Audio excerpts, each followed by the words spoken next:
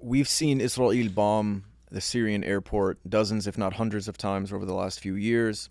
Syria has been unable to deter Israeli attacks, clearly weakened by the decade-long civil war and the presence of U.S. troops on their territory. I don't think anyone expects them to join the fight against Israel. Still, Syria has a role to play. Can you help us understand what their position might be? I think Syria is non-existent. It doesn't exist for it to have a role to play.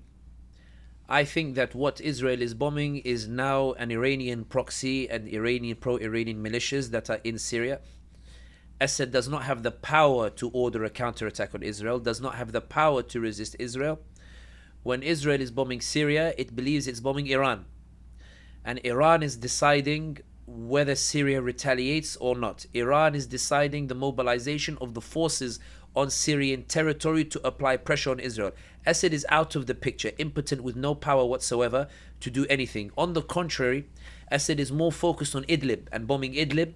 At the same time that there's a genocide taking place in Gaza, there's a bombardment of Idlib as he seeks to take advantage of the diversion of attention to the genocide to try to finish off those in Idlib and retake all of Syria. But he's struggling because the Turks are still bombing the Kurdish positions, and the Russians are there and the Americans are there. In other words, I think that when Israel is attacking Syria, I think it has much more to do with Iran.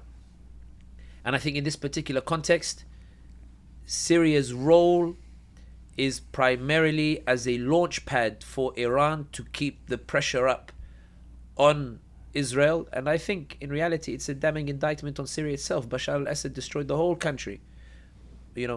All the people wanted was a chance to choose their rulers and stop a family rule that lasts 2 decades. He said, I'd rather burn the whole country than allow the people to choose their own leaders. And Syria is now effectively irrelevant.